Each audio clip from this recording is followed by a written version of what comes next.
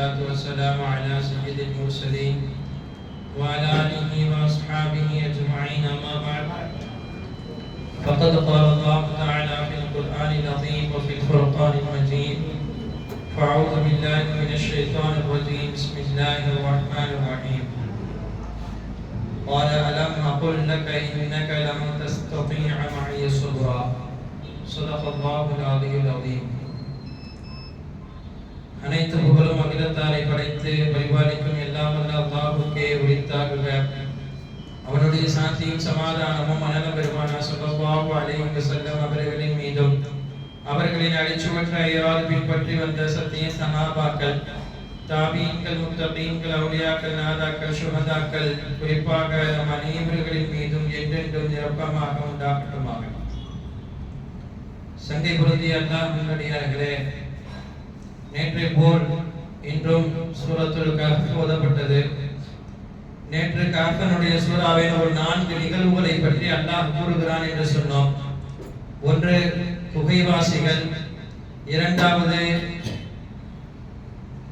2 தோழர்கள் செல்வங்களுக்கு மத்தியிலே பேசிக்கொண்ட உரையாடல். இந்த இரண்டையும் நேற்றைய தினம் கண்டோம். இன்று ஹுதர் அலைஹிஸ்ஸலாம், மூசா அலைஹிஸ்ஸலாம் அவர்களுக்கு மத்தியில் கல்வி சம்பந்தமாக நடைபெற்ற உரையாடல். நான்காவதாக துல்கர்னைன் என்றால் இந்த மாமனிதர் யார், இவரை தொட்டு வரக்கூடிய யஜூஜ் மஜூஜினுடைய கூட்டத்தை பற்றியும் தெரிய இருக்கிறோம். ஆரம்பமாக ஹுதர் அலைஹிஸ்ஸலாம், மூசா அலைஹிஸ்ஸலாம். ஒரு தடவை மூசா அலைஹிஸ்ஸலாம் அவர்கள் சபையில் உரையாற்றி கொண்டிருக்கும் பொழுது இந்த வார்த்தையை சொன்னார்கள். இக்காலகட்டத்தில் மார்க்க அறிவிலே அல்லாஹ்வை அதிகம் அறிந்தவர் யார் என்று கேள்வி கேட்டு அதற்கு தான் என்றும் பதிலுரைத்தார்கள். இதற்கு நான் என்று சொன்ன அந்த வார்த்தை அல்லாஹ்வுக்கு அவ்வளவாக ஏற்புடையதாக இல்லை. காரணம், பொதுவாகவே அல்லாஹ் தஆலா அந்த காலத்தில் உண்மையில் மூசா அலைஹிஸ்ஸலாம் அவர்கள் கண்டிப்பாக அல்லாஹ்விடத்தில் உயர்ந்த நபியாக இருந்தாலும் கூட அப்பொழுது என்ன சொல்லியிருக்கலாம், இந்த விஷயத்தில் அல்லாஹ் நன்கறிந்தவன் என்று சொல்லியிருக்கலாம். ஆனால் அப்படி சொல்லாமல் கொஞ்சம் தங்களை முன்னெடுத்து பேசினார்கள். அது ஒன்றும் தவறு கிடையாது, அதுதான் உண்மையும் கூட. ஆனால் அல்லாஹ் அதை விரும்ப மாட்டான். பணிவை காட்டுவதை அல்லாஹ் பண்பாக ஆக்க வேண்டும் என்று சொல்லியிருக்கிறார். எனவே அல்லாஹ் தஆலா செய்த ஒரு பாடம் தான் மூசா அலைஹிஸ்ஸலாமுக்கு அல்லாஹ் பாடம் கற்பித்தான். உங்களை விடவும் அறிந்த ஒரு மாமனிதர் இருக்கிறார் மூசா, நீங்கள் அவரை கண்டு வர வேண்டும் என்று 2 கடல்கள் சந்திக்கும் இடத்திலே மூசா அலைஹிஸ்ஸலாமை அனுப்பினான். அங்கு ஒரு மாமனிதர் இருப்பார், ஹுதர் அலைஹிஸ்ஸலாம். அவரிடம் நீங்கள் பாடம் படிக்க வேண்டும், கல்வி ஞானத்தை பெற வேண்டும். அவரை எப்படி கண்டுபிடிப்பது என்ற முகவரி உட்பட அல்லாஹ் சொல்லி அனுப்பினான். உங்கள் கூட ஒரு சமைத்த மீனை எடுத்துக் கொள்ளுங்கள், நீங்கள் கடலோரமாக செல்லும் வழியில் அந்த மீன் உயிர் பெற்று எழுந்து எங்கு பாதை அமைத்து செல்லுமோ அங்கு அவரை நீங்கள் பெற்றுக் கொள்ளலாம். இதுவெல்லாம் ஹுதர் அலைஹிஸ்ஸலாம் அவர்களை காணுவதற்கு அல்லாஹ் கொடுத்த முகவரி. பொதுவாகவே நபிமார்கள் யாரிடத்தில் அல்லாஹ் சொன்னானோ இந்த கல்வியினுடைய தாகம் பெற்றவர்கள் யாரும் பார்க்க மாட்டார்கள், அங்கு போய் கல்வி கற்க வேண்டும் என்ற ஆசை பெற்றவர்கள். மூசா அலைஹிஸ்ஸலாம் அதற்கு தயாராகவும் ஆகிவிட்டார்கள். உடன் தங்களுடைய யூஷா இப்னு நூ என்று சொல்லக்கூடிய பின்னால் வரக்கூடிய ஒரு மிக பெரும் நபி, அவரையும் தங்களுக்கு உதவியாக எடுத்துக்கொண்டு அழைத்து கொண்டு சென்றார்கள். கடலுடைய ஓரமாக போய் நீண்ட பயணம் போய் கொண்டிருக்கிறார்கள். ரொம்ப களைப்பு ஏற்பட்டது. ஒரு இடத்தில் உட்கார்ந்து உறங்கி விட்டார்கள். மூசா அலைஹிஸ்ஸலாம் உறங்கிய இந்த நேரத்தில் அவருடைய உதவியாளராக இருந்த யூஷா இப்னு நூ அவர்கள் விழித்துக் கொண்டிருக்கும் பொழுது அல்லாஹ் சொன்னதின்படி அந்த மீன் உயிர் பெற்று எழுந்து அந்த கடலுக்குள் பாதை அமைத்து சென்று விட்டது. இதை பார்த்து விட்டார்கள். மூசா அலைஹிஸ்ஸலாம் இருந்தால் சொல்லிவிடலாம் என்ற நினைப்பில் தான் இருக்கிறார்கள். ஆனால் அல்லாஹ்வுடைய நாட்டம் ஒரு மறதி ஏற்படுத்தி விட்டது. அடுத்த பிரயாணம் தொடங்கி விட்டது. கொஞ்ச காலம் போன பிறகுதான் மூசா அலைஹிஸ்ஸலாம் சொன்னார்கள், ரொம்ப பசியாக இருக்கிறது, அந்த கட்டுசாலத்தை எடுங்க, சாப்பிடலாம். அப்போதுதான் அவர்களுக்கு ஞாபகம் வருது, அந்த மீன் உயிர் பற்றி இருந்து சென்றதை நாம் அதை மூசா அலைஹிஸ்ஸலாமிடம் தெரிவிக்கவில்லை என்று நடந்ததை எல்லாம் சொல்லும் பொழுது மூசா அலைஹிஸ்ஸலாம் சொன்னார்கள், நாம் எதற்காக வந்தோமோ அங்கேயே விட்டு இவ்வளவு தூரம் கடந்து விட்டோம், மறுபடியும் திரும்பி போகலாம். அல்லாஹ் இதற்குள் எத்தனை பாடங்களை கற்பிக்கிறான் என்று பார்க்க வேண்டும். அதாவது கல்வி ஞானத்திற்காக எவ்வளவு கடினமாக நாம் முயற்சி செய்து எங்கு போனாலும் கூட அது தவறல்ல, அது வரவேற்கத்தக்கது என்பதை அல்லாஹ் இங்கு வலியுறுத்துகிறார். பின்னால் அந்த இடத்திற்கு வருகிறார்கள். அல்லாஹ் சொன்னதை போல ஒரு மாமனிதர் உட்கார்ந்திருக்கிறார். ஹிதர் அலைஹிஸ்ஸலாம் அவர்களை சந்தித்து தங்களை அறிமுகப்படுத்தினார்கள். அவர்களும் அறிமுகப்படுத்தினார்கள். இருவருக்கும் மத்தியிலே பேச்சுவார்த்தை சொன்னார்கள்.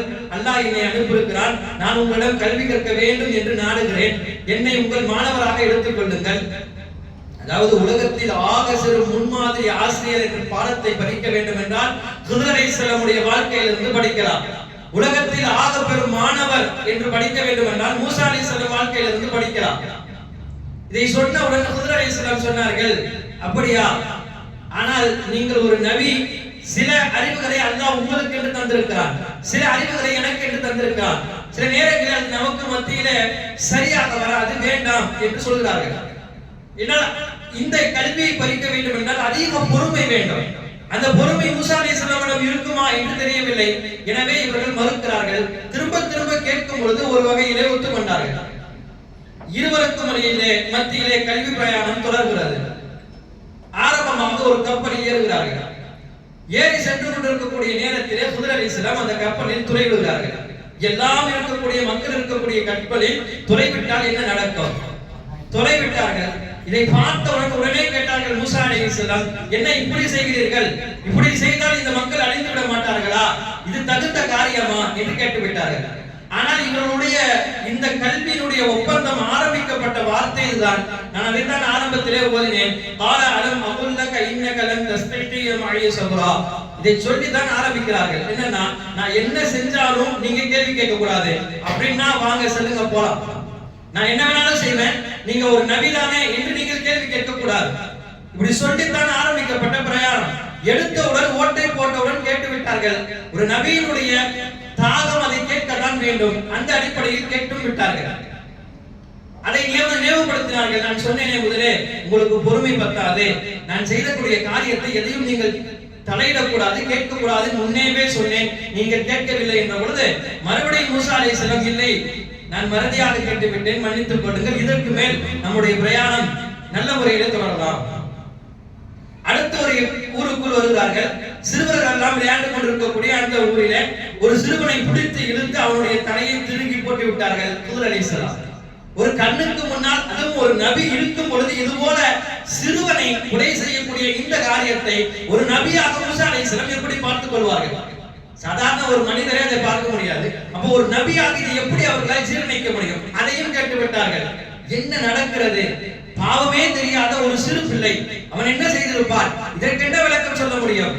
சொன்னார்கள், இல்லை, நமது பிரயாணம் தொடராது. காரணம், இப்படியே நீங்கள் பேசிக்கொண்டால், நான் ஆரம்பத்திலே சொல்லிவிட்டேன், நான் என்ன செய்தாலும் நீங்கள் எதையும் கேட்கக்கூடாது.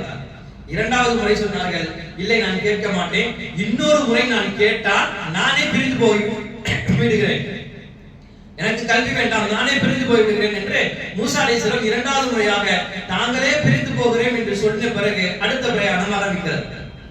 ஒரு ஊருக்குள் செல்கிறார்கள். அந்த ஊரில் பசியினால் கேட்டார்கள் உணவு, தாகம், தண்ணீர், எதுவும் அந்த மக்கள் கொடுக்கவில்லை, எல்லாம் மறுத்தார்கள். போய்கொண்டிருக்க நேரத்திலே ஒரு பெரும் சுவர் அந்த ஊரில் இருந்தது, அது விழப்போக இருந்தது. அதை ஹிதர் அலைஹிஸ்ஸலாம் தங்களுடைய மிகப்பெரிய தாக்கத்தால் பிடித்து நிப்பாட்டினார்கள். அதை சரி செய்தார்கள். இப்ப அடுத்து மூசா அலைஹிஸ்ஸலாம் கேட்டு விட்டார்கள், இல்லை நீங்கள் இதுவரையும் எதற்காகவோ செய்தீர்கள், ஆனால் இங்கு கொஞ்சமும் வித்தியாசமாக இருக்கிறது. இந்த மக்கள் குடிப்பதற்கு தண்ணீர் கொடுக்க மறுத்தார்கள், உணவு கொடுக்க மறுக்கிறார்கள். இந்த மக்களுக்கு இந்த பெருஞ்சுவரை பிடித்து நிறுத்தணுமா?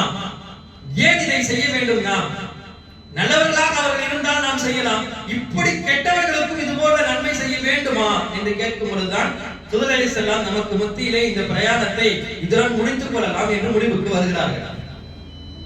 முடிந்த பிரயாணத்திற்கு பதில் சொல்லி ஆக வேண்டுமே. ஹிதர் அலைஹிஸ்ஸலாம் அதற்கு மூன்றத்துக்கும் அந்த பதிலை சொன்னார்கள். இது அத்தனையும் அல்லாஹ்வுடைய ஆணையை கொண்டுதான் நான் செய்தேன், நான் சுயமாக எதுவும் செய்யவில்லை. முதலில் அந்த கப்பலில் நான் போட்ட ஓட்டை எதற்காக என்றால், நல்ல கப்பலாக ஒரு கப்பல் இருந்தது என்றால் வரக்கூடிய கரையில் இருக்கக்கூடிய மன்னர் அந்த கப்பலை அபகரித்துக் கொள்வார். அது ஒரு ஏழைகளுடைய கப்பல், அது கொஞ்சம் ஓட்ட உடைச்சலாக இருந்தால் அதை அவர் எடுக்க மாட்டார் என்பதற்காக, அவருடைய பார்வையை காட்டுவதற்காக, பார்வையில் பெரும் ஓட்ட உடைச்சலுடைய கப்பல் என்பதை காட்டுவதற்காக அது மாதிரியான விஷயம் செய்தேன். இரண்டாவது, ஒரு பாவமே அறியாத அந்த குழந்தையை கொல்வதற்கு என்ன காரணம் என்று கேட்கும் பொழுது அவர்கள் சொன்னார்கள், இல்லை, அந்த குழந்தை பின்னால் வளர்ந்து பெரியவனாக ஆன பிறகு தான் பெற்றெடுத்த தாய் தந்தையை அவன் கொலை செய்வான். அப்படிப்பட்ட குழந்தை இப்பொழுது தேவையில்லை என்று அல்லாஹ்வே ஆணையிட்டார்.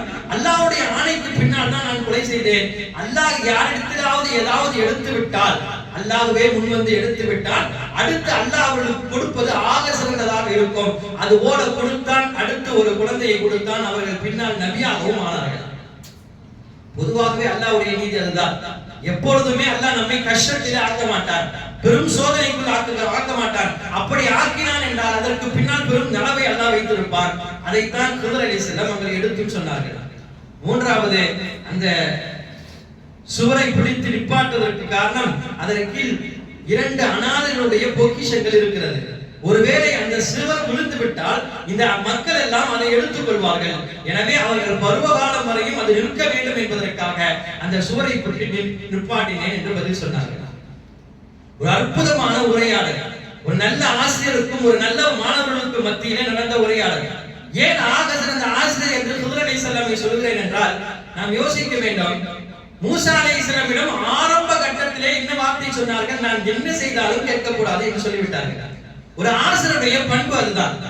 மாணவர் எப்போதும் திரும்ப திரும்ப கேட்கும் பொழுது எத்தனை முறை கேட்டாலும் முகம் சுளிக்காமல் பதில் உரைக்க வேண்டும். நல்ல முறையில் அந்த மாணவனை கையாள வேண்டும். இங்கு சிறுபிள்ளை கேட்டாலே நாம் ஒரு கட்டத்திற்கு மேலே கோபித்துக் கொள்வோம். ஆனாலும் கூட அது சிறுபிள்ளையாக இருப்பதனால் சில நேரங்களில் சொல்வோம். சிறுபிள்ளைகளையும் தாண்டி மூசா அலைஹிஸ்ஸலாம் ஒரு தடவை சொன்னால் பரவாயில்லை, சொல்லிதான் ஆரம்பிக்கிறார்கள். 2வது முறை மறுபடியும் கேட்டார்கள், 3வது முறை மறுபடியும் கேட்டார்கள். இத்தனை கேள்விக்கு முன்னால் ஒரு முறை கூட ஹிதர் அலைஹிஸ்ஸலாம் அல்லாஹ் உங்களை எல்லாம் நபியாக ஆக்கினானா என்று கேள்வி கேட்கவில்லை. ஏனென்றால் அந்த அளவுக்கு மூசா அலைஹிஸ்ஸலாம் கேட்டும் கூட ஒரு ஆசிரியர் எப்படி நடக்க வேண்டும் என்று பெரும் பாடத்தை ஹிதர் அலைஹிஸ்ஸலாம் நடத்தி காட்டினார்கள். ஒரு பக்கம் இது, இன்னொரு பக்கம் மூசா அலைஹிஸ்ஸலாமுக்கு ஒரு மாணவராக வந்து பார்ப்போமே. என்னதான் ஒரு மாணவராக ஹிதர் அலைஹிஸ்ஸலாம் போய் மூசா அலைஹிஸ்ஸலாம் போய் ஹிதர் அலைஹிஸ்ஸலாமை சந்தித்தாலும் கூட அவர்கள் ஆக சிறந்த நபி. எந்த நபியும் அவ்வளவு நெருக்கம் கிடையாது. நாம் உங்களிடம் பேசுவதை போல அல்லாஹ்விடம் பேசக்கூடிய நபி, வேதம் கொடுக்கப்பட்ட நபி, ஆகப்பெரும் நபி. ஒரு இடம் பாடம் படிக்க செல்ல வேண்டும் என்று சொன்னால் ஒரு கட்டத்தில் தன்னை பணித்துக் கொள்வதற்கு அவ்வளவாக மனம் வராது. ஆனால் முழுக்க முழுக்க ஒரு ஆசிரியராக மூசா அலைஹிஸ்ஸலாம் தன்னை அவரிடம் ஒப்படைத்தார்கள். ஒப்படைத்ததன் பின்னணியில் தான் எதையும் கேட்டாலும் கூட அடுத்து சொன்னவுடன் அதை எடுத்துக்கொண்டார்கள். ஏன் முதல்ல சொல்ல முடியும் தானே, நீங்க என்ன வேணாலும் செய்வீங்க, நான் முடிஞ்ச பிறகு கேட்கணுமா? அல்லாஹ்வே சில விஷயத்தை எனக்கு முன்னறிவிப்பு செய்யறான், நீங்க முன்னறிவிப்பு செய்ய மாட்டீங்களா? கொஞ்சம் முன்னறிவிப்பு செய்துட்டு அடுத்தவரை நம்ம பிரயாணம் தொடரலாம் சொல்லிருக்கலாம். மூசா அலைஹிஸ்ஸலாம் சொல்லவில்லை. ஒரு மாணவருடைய பண்பு, ஆசிரியர் எதை செய்தாலும் அதில் ஏதாவது ஒரு கருத்து அடங்கியிருக்கும் என்பதை ஒவ்வொரு மாணவனும் புரிய வேண்டும். இரண்டாவது, ஒரு ஆசிரியரை விட ஒரு மாணவர் உச்சகட்ட அந்தஸ்தில் சென்றாலும் கூட காலம் காலமாக அவன் ஆசிரியர் தான் என்ற மதிப்பும் மரியாதையும் இருக்க வேண்டும். அது மூசா அலைஹிஸ்ஸலாமிடம் இருந்தது. எனவே ஒரு அழகிய வரலாறாக அல்லாஹ் தஆலா இவர்களுக்கு மத்தியிலே உண்டான உரையாடலை சொல்கிறார். இது 3வதாக நடந்த கல்ஃபில் நடந்த நிகழ்வுகள். 4வதாக நான் சொன்னேன் ஆரம்பத்திலே, யஸ்அலூனக அன் துல்கர்னைன், நபியே உங்களிடத்திலே துல்கர்னைனை பற்றி கேட்கிறார்கள், நீங்கள் சொல்லுங்கள் என்று வரிசையாக அல்லாஹ் தஆலா துல்கர்னைன் மாமனிதரை பற்றி சொல்கிறார். உலகத்திலே முழுக்க ஆட்சி செய்தவர்கள் 4 பேர் தான். 2 பேர் காஃபிர்கள், 2 பேர் முஸ்லிம்கள். காஃபிர்கள் 2 பேர், ஒன்று நம்ரூத், புக்த்நஸர். முஸ்லிம்கள் 2 பேர், சுலைமான் அலைஹிஸ்ஸலாம், இந்த துல்கர்னைன் மாமனிதர். இவர்கள் தான் உலகத்தையே ஆட்சி செய்தார்கள். இவர்கள் செய்த ஆட்சி அளவுக்கு எந்த நபியும் ஆட்சி செய்யவில்லை. அவ்வளவு பெரிய ஆட்சியை அல்லாஹ் இவர்களுக்கு கொடுத்தார். எந்த அளவுக்கு துல்கர்னைன் அவர்களுக்கு அல்லாஹ் கொடுத்தான் என்றால், ஆட்சி செய்ய தகுந்த அத்தனையும் அல்லாஹ் கொடுத்தான். இதை பற்றி அல்லாஹ்வே குர்ஆனில் சொல்கிறான், இதா மக்கன்னா லஹு ஃபில் அர்த், உலகத்தையே அவர்களுக்கு நாம் கொடுத்தோம் என்று சொல்கிறான். உலகத்தையே கொடுத்தோம். வாதைனாகும் மின் குல்லி ஷைஇன் சபபா. அது மட்டுமல்ல, அந்த உலகத்திலே ஆள்வதற்கான எல்லா காரண காரியங்களையும் ஏற்படுத்தியும் கொடுத்தோம். வெறும் உலகத்தை கொடுக்கல, அதை எப்படி ஆட்சி செய்ய வேண்டும் என்று தெரிய வேண்டுமே. உச்சகட்ட கல்வி அறிவை துல்கர்னைனுக்கு கொடுத்தான். உச்சகட்ட செல்வந்தர்களாக அவர்களை ஆக்கினான். உச்சகட்ட வீரராக ஆக்கினான். நாம் சொல்லுவோமே, செல்வம், வீரம், அறிவு, இத்தனையும் மூன்று பெரும் மனிதர்களாக துல்கர்னைன் அவர்களை அல்லாஹ் ஆக்கினான். இத்தனையும் பெற்று அவர்கள் ஆட்சி செய்தார்கள். மட்டுமல்ல, உலகத்தில் யாரும் செய்ய முடியாத சாதனை செய்தவர்கள். அதற்கு முன்னால் உலகத்தில் யாரும் எந்த தீர்ச்சியும் போய் தொட முடியாத அளவுக்கு தீர்ச்சியை போய் தொட்டவர்கள். ஆதம் அலைஹிஸ்ஸலாம் முதல் பெருமானார் ஸல்லல்லாஹு அலைஹி வஸல்லம் வரை இந்த உலகத்தினுடைய கடைசி துருவத்தை போய் அடைந்தவர்கள் என்று யாரும் கிடையாது. ஆனால் கிழக்கினுடைய கடைசி துருவத்தை போய் பார்த்து வந்தவர்கள், மேற்கினுடைய கடைசி துருவத்தில் கால் வைத்து திரும்பியவர்கள் இவர்கள் மட்டும்தான். கிழக்கினுடைய மேற்கினுடைய துருவத்தை பார்த்து வந்தவர்கள். நம்மள்ட்ட மேற்கு எங்கன்னு கேட்டா நம்ம என்ன சொல்லுவோம்? இப்படியே போனா மேற்கு வரும், இல்ல காபத்துல்லாஹ்வினுடைய திசையில் மேற்கு இருக்கிறது, இப்படிதான் சொல்லுவோம். ஆனால் மேற்குடைய கடைசி எல்லை அளவு போய் அங்கு சில மக்கள் வாழ்ந்து கொண்டிருந்தார்கள். அவர்களுக்கு தாவாவுடைய பணியை செய்தார்கள். நீங்கள் அல்லாஹ்வை ஏற்றுக்கொள்ளுங்கள், இல்லை என்றால் அல்லாஹ்வுடைய தண்டனை உங்கள் நோக்கி வரும் என்று சொல்லிவிட்டு திரும்பினார்கள். பின்னால் அவர்களுக்கு பயணம் கிழக்கு பக்கம் பயணமானார்கள். கிழக்கினுடைய கடைசி திசை சூரியன் உதயமாகும் அந்த இடம் வரை போனார்கள். எந்த அளவுக்கு அவர்கள் பதிவு செய்கிறார்கள் என்றால், முதல் சூரியன் அங்குதான் உருவாகிறது. அந்த மக்கள் எந்த திரையும் இல்லாமல், சுவரும் இல்லாமல் அந்த மக்களின் மீது சூரியன் படுகிறது. ஆனாலும் அவர்களுடைய உடல்கள் அதை ஏற்றுக்கொள்கிறது. பெரிய ஆச்சரியத்தை சொல்கிறார்கள். அந்த மக்களுக்கு அல்லாஹ் அப்படி ஒரு வலிமையை கொடுத்தார். அந்த மக்களையும் சந்தித்து விட்டு திரும்புகிறார்கள். கிழக்கினுடைய தீர்ச்சியையும் மேற்கினுடைய தீர்ச்சியும் கண்ட இந்த துல்கர்னைன் அவர்கள் கடைசியாக மத்தியில் வந்து நிற்கிறார்கள். இரண்டு மலைக்கு மத்தியில். இந்த இரண்டு மலைக்கு மத்தியில் தான் ஒரு பெரும் பிரச்சனை நடக்கிறது. அங்கு வாழ்ந்து கொண்டிருக்கக்கூடிய மக்கள் இவர்களை பற்றி நிறைய தெரிந்தும் அறிந்தும் முறையிட்டார்கள். என்னமோ தெரியவில்லை, இந்த மலைகளுக்கு மத்தியில் திடீரென்று யாரோ ஒரு படை எங்களிடம் வருகிறது. பெரிய ஒரு கூட்டம் வருகிறது. எங்களால் அந்த கூட்டத்தை பார்க்க முடியவில்லை. எங்கள் பார்வையை விட்டும் அகழ்ந்தவர்களாக இருக்கிறார்கள். பார்வை உள்ளதான் பார்க்க முடியும், அதுக்கு மேல நம்மளால எப்படி பார்க்க முடியும்? பார்வையை விட்டும் அகழ்ந்தவர்களாக இருக்கிறார்கள். திடீரென்று எங்களிடம் வருகிறார்கள். எங்களிடம் இருக்கக்கூடிய ஏகப்பட்ட பேரை கொலை செய்கிறார்கள். எங்கள் விவசாயத்தை எல்லாம் நாசமாக்குகிறார்கள். இருந்த ஆறுகள் தண்ணீர் அத்தனையும் குடித்து தீர்க்கிறார்கள். யார் இவர்கள் என்றே எங்களுக்கு தெரியவில்லை. இவர்களை என்ன செய்வது என்று புரியவில்லை. துல்கர்னைன் மாமனிதர் சொன்னார், நான் என்ன செய்ய வேண்டும்? சொன்னார்கள், எங்களுக்காக நீங்கள் மிகப்பெரிய அரண் உருவாக்க வேண்டும்.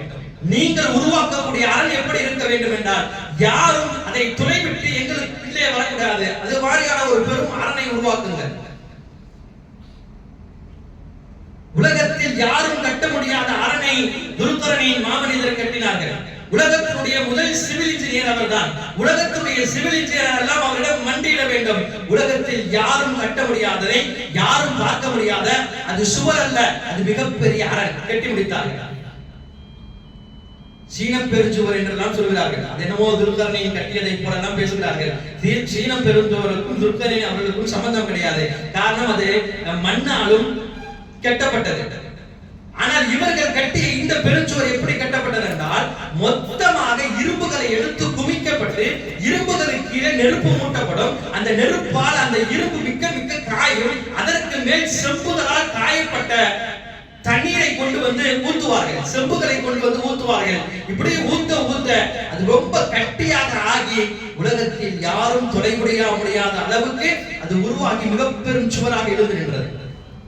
பார்த்தவர்கள் எல்லாம் ஆச்சரியப்பட்டு போய்விட்டார்கள். எல்லாருக்கும் மனநிம்மதி வந்து விட்டது. இதற்கு மேல் இதில் யாரும் கை வைக்க முடியாது என்ற அளவுக்கு அந்த மக்களுக்கு மத்தியிலே நிம்மதி வந்து சொன்னார்கள். எல்லோரும் அவர்களை பாராட்டினார்கள். பாராட்ட தகுந்த மாமனிதராக துல்கர்னைன் மாமனிதராகி போகிறார். எதற்காக சொல்கிறேன் என்றால், சில நேரங்களில் பாராட்டும் பொழுது உண்மையிலே நாம் செய்தது சரியாக இருந்தால் அந்த பாராட்டை நாம் எடுத்துக்கொள்வோம். ஆனாலும் அந்த இடத்திலும் சொன்ன வார்த்தை என்ன தெரியுமா? ஹாதா ரஹ்மத்து மிர் ரப்பி. அல்லாஹ் குர்ஆனில் பதிவு செய்கிறார். நான் செய்தது என்று சொல்லவில்லை, எனக்கு வேண்டும் என்று சொல்லவில்லை, இது எனது ரப்பின் புறத்துண்டான அருள் என்று சொல்கிறார்கள். அல்லாஹ் கொடுத்தது என்று சொல்கிறார்கள். அவ்வளவு சீக்கிரமாக யாரும் இதை சொல்ல முடியாது.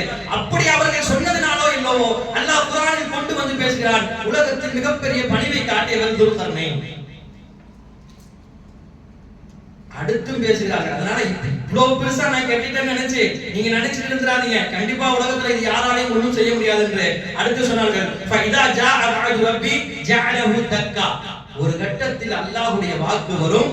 அப்படி வரும் பொழுது இந்த பெருஞ்சுவர் துகள் துகளாக ஆகி போகும். பெரும் அரண் என்று நினைக்கிறீர்களே, இந்த அரணெல்லாம் ஒன்றுமில்லாமல் ஆகும் அல்லாஹ்வுடைய வாக்குறுதிக்கு முன்னால் என்று அந்த வார்த்தையும் சொல்லி முடிக்கிறார்கள். இது கட்டப்பட்ட பிறகு இப்பொழுது யஜூஜ் மஜூஜ்னுடைய கூட்டங்கள் உள்ளே வந்ததா, இதைதான் நாம் பார்க்க இருக்கிறோம். இவ்வளவு பெரிய பெருஞ்சுவர் யஜூஜ் மஜூஜை பற்றி அல்லாஹ் குர்ஆனில் சொல்லும்போது இன்னல் முஃப்ஸிதூன ஃபில் அர்த், அதாவது உலகத்திலே அவர்களை போன்ற ஒரு பெரிய ஃபசாது செய்யக்கூடியவர்கள், ஒரு விஷயத்தை குழப்பக்கூடியவர்கள், ஒன்றை ஒன்றுமில்லாமல் ஆக்கக்கூடியவர்கள் யாரும் கிடையாது என்ற அளவுக்கு அல்லாஹ் பேசுகிறார். அப்போ இரு பெருஞ்சுவர்களை அவர்கள் துளையிட்டார்களா, அவர்கள் அதை எப்படி எதிர்கொண்டார்கள் என்றால் கண்டிப்பாக அதை உடைக்க முற்பட்டு வந்தார்கள். எல்லோரும் வந்து பார்த்துவிட்டு அவனுடைய கூட்டத்தில் தலைவன் சொன்னான், ஆரம்பிக்கலாம் நம்முடைய வேலையை என்று சொல்லும் பொழுது கொஞ்சம் கொஞ்சமாக அந்த சுவர் உடைக்கப்படுகிறது. காலையில் சூரியன் உதயமாகும் பொழுது ஆரம்பிக்கப்பட்ட வேலை சூரியன் மறையக்கூடிய நேரத்தில் இன்னும் கொஞ்சம் வேலை செய்தால் முடிந்துவிடும் என்ற தருவாயிலே சூரியன் மறைவதற்கு முன்னால் அந்த கூட்டத்தின் தலைவன் சொல்கிறான், இன்று போகலாம் நாளை வரலாம்.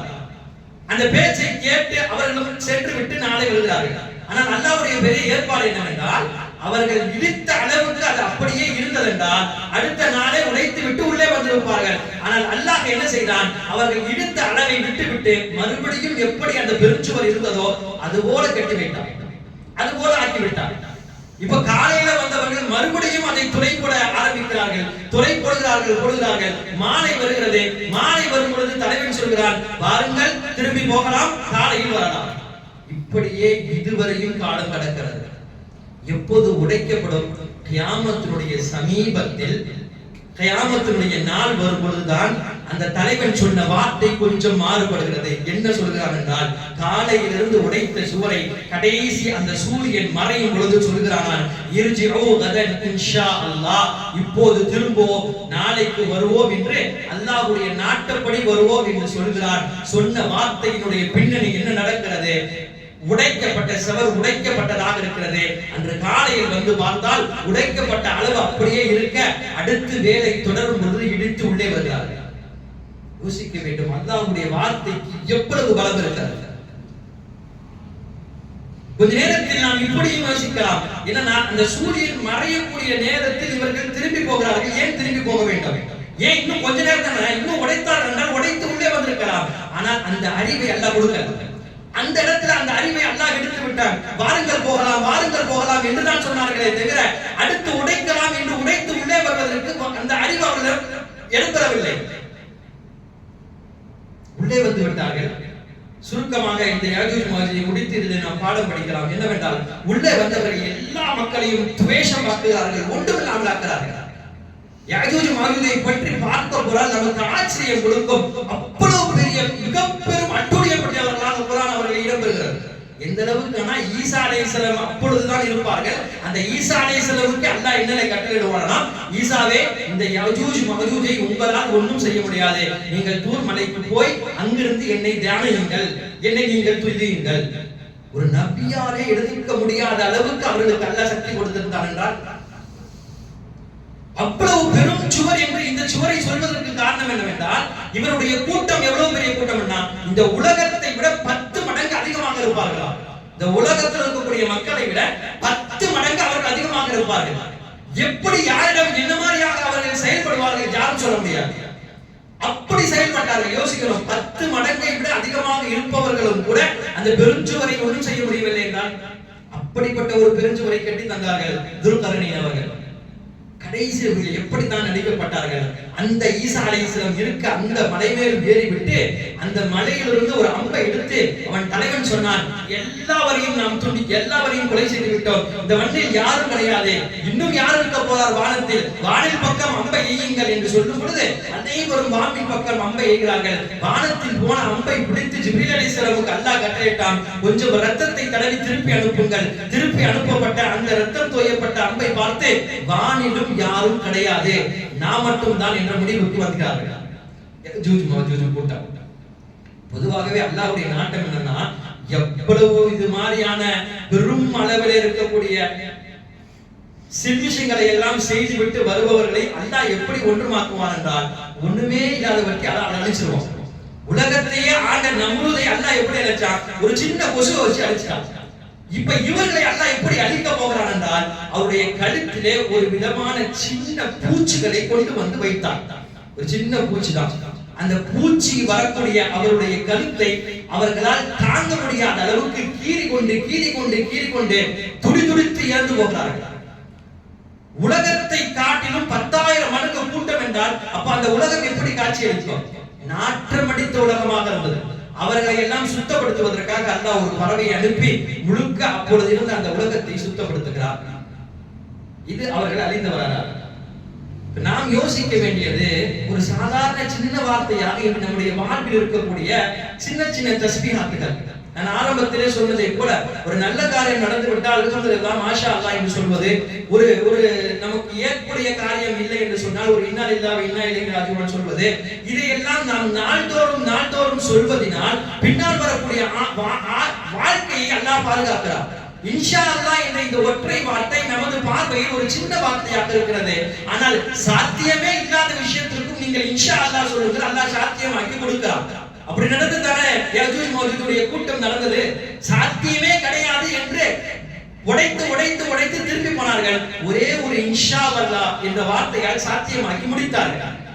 எனவே யோசிக்க வேண்டும், இன்று இன்ஷா அல்லாஹ்வை நாம் கையில் எடுக்கவில்லை என்றால் ஒரு கட்டம் வரும். அந்த கட்டத்தில் யஜூஜ் மஜூஜ் கூட்டம் இன்ஷா அல்லாஹ்வை கையில் எடுக்கும். அவர்கள் கையில் எடுத்தால் நம்மால் அடுத்து தாங்க முடியாது. எனவே நமது வாழ்க்கை முழுக்க அல்லாஹ் தஆலாவுடைய நினைவுடன் வாழ்வோமாக. அதற்கு நாயகம் ஸல்லல்லாஹு அலைஹி வஸல்லம் சொல்லி தந்த இது போன்ற தஸ்பீஹாத்துகளை நமக்குள் கொண்டு வருவோமாக. வல்லல்லாஹ் நம் அனைவருக்கும் அதற்கு தௌஃபீக் செய்வானாக. வாஹிரு தஅவானா